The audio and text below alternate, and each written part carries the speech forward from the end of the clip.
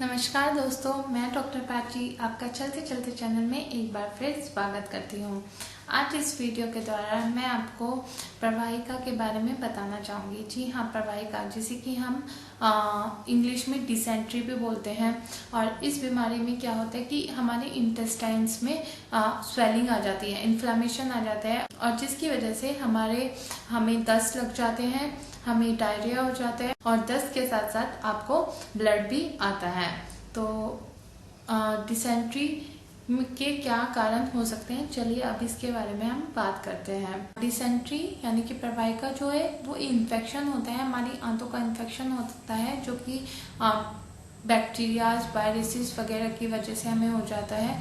तो या फिर हमारा गलत खाने की वजह से, या फिर अगर हम उल्टी सीधी चीज़ें खाते हैं, बाहर का कोई खाना खाते हैं, खुला हुआ खाना खाते हैं, तो उन सब चीज़ों से हमें डिसेंट्री की प्रॉब्लम हो सकती है।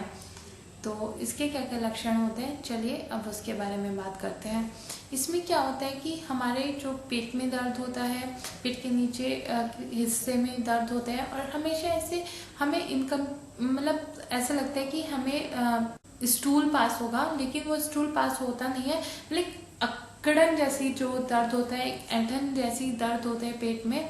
उसके अलावा दस्त आपको लग जाते हैं, उसमें आपको ब्लड भी आता है, आप काफ़ी अनकंफर्टेबल महसूस करते हैं और काफ़ी थके थके आप महसूस करते हैं, और कई बार आपको फीवर भी आ जाता है। आयुर्वेद के अनुसार ये जो बीमारी है वो वात और कफ की वजह से होती है।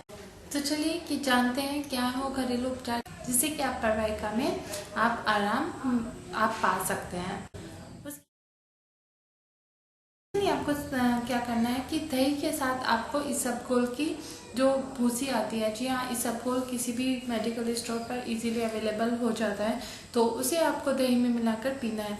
देखिएगा आपके जो प्रवाहिका की जो प्रॉब्लम है यानी कि दस्त वगैरह है वो कितनी जल्दी आपको आराम उनसे मिल जाता है। दही में आप भुने हुए जीरे का भी प्रयोग कर सकती हैं। जी हाँ, आप जो जीरा है उसको आप तवे पर भून लीजिए और उसका आप दही के साथ सेवन कीजिए, ये भी काफ़ी फायदेमंद इस बीमारी में होता है। पुदीने का रस भी काफ़ी फायदेमंद होता है। पुदीने की कुछ पत्तियां ले लीजिए, उनको आप कूट लीजिए अच्छे से और उनका रस निकाल लीजिए। तो इस रस का प्रयोग आप प्रवाहिका में कर सकती हैं, वो भी काफ़ी फायदेमंद होता है।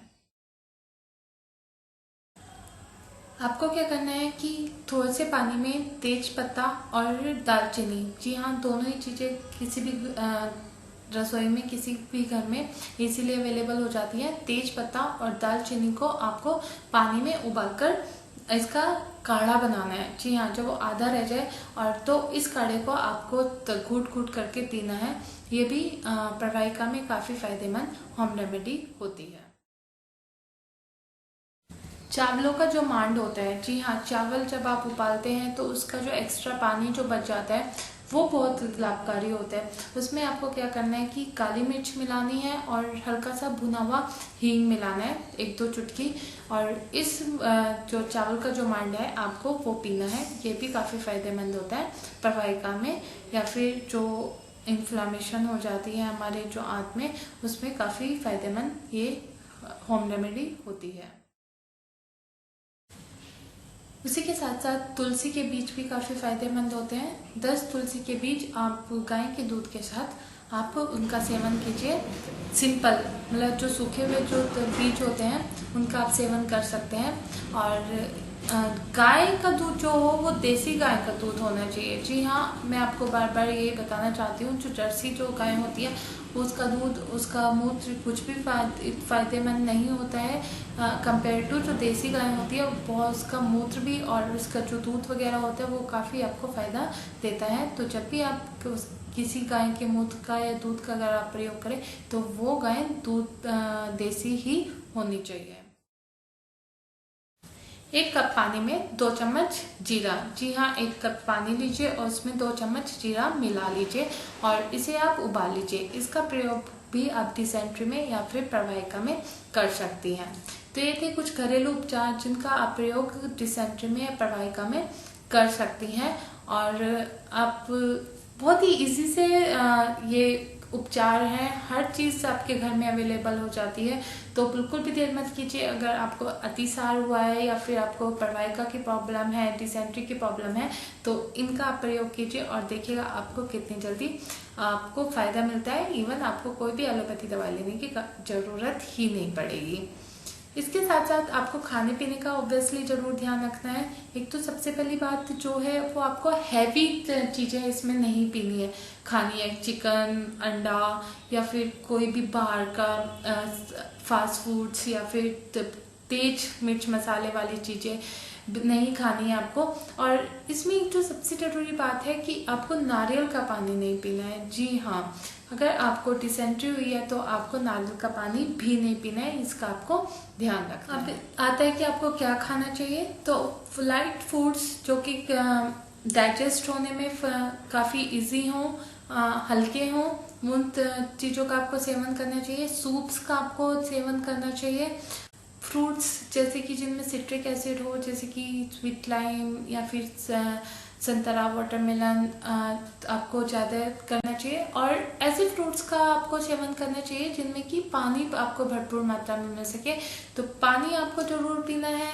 जूसेस आपको लेने हैं तो उनका आपको सेवन करना ही करना है। बट हाँ, आपको ध्यान रखना है कि जो भी आप पानी पिए उसे आप पीने से पहले उबालिए। जी हाँ, देखिए क्योंकि ये जो इन्फेक्शन है वो आंत का इन्फेक्शन होता है।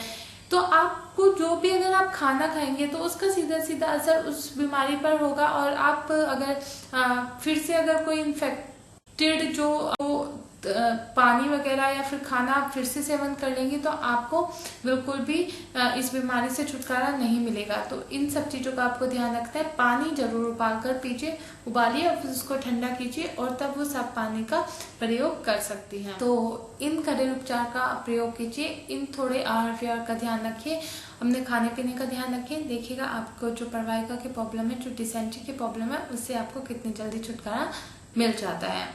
उम्मीद है आपको मेरी जानकारी पसंद आई होगी। हमारी इस वीडियो को लाइक कीजिए, अपने दूसरे दोस्तों के साथ शेयर कीजिए ताकि वो भी हमारी इस जानकारी का फायदा उठा सके।